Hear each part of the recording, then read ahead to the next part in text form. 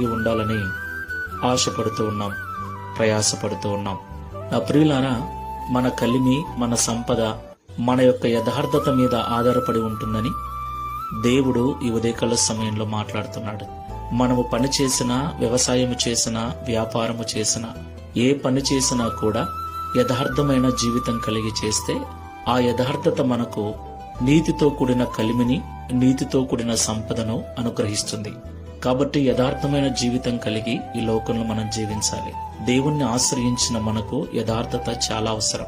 యథార్థవంతుల ప్రార్థన ఆయనకు అంగీకారమైనది. యథార్థవంతుల కష్టాన్ని ఆయన వ్యర్థము చేయడు.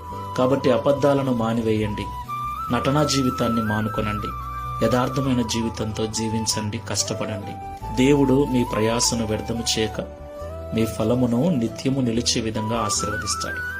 ప్రార్థన చేసుకుందాం. పరిశుద్ధుడా, ప్రేమ కలిగిన యేసయ్య, మీకు స్తోత్రాలు చెల్లిస్తూ ఉన్నాం.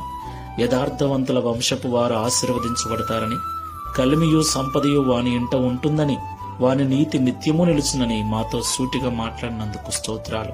నిజమే తండ్రి, ఎంతో కష్టపడుతున్నాం, ప్రయాసపడుతున్నాం, కానీ ఇంటిలో ఏమీ మిగలటం లేదు. చివరికి అప్పుల బారిన పడుతూ ఉన్నాం.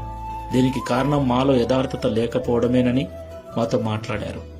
యథార్థవంతులుగా ఉంటే మేము ఆశీర్వదించబడటంతో పాటు మా వంశపు వారు కూడా దీవించబడతారని మాతో మాట్లాడారు. మా నీతి నిత్యము నిలుస్తుందని మాట్లాడారు. ప్రియ తండ్రి, ప్రార్థనలో ఏకీభిస్తున్న మేమందరము కూడా యథార్థమైన హృదయముతో ప్రయాసపడుటకు, యథార్థమైన హృదయముతో జీవించుటకు సహాయం చేయమని, తద్వారా ఈ దిన వాగ్దానమును మా అందరి జీవితంలో నెరవేర్చి మీ నామమును మహింపరచుకున్నామని యేసు నామములో ప్రార్థిస్తున్నాము తండ్రి. ఆమేన్. Praise the lord. God bless you. Download ShareChat.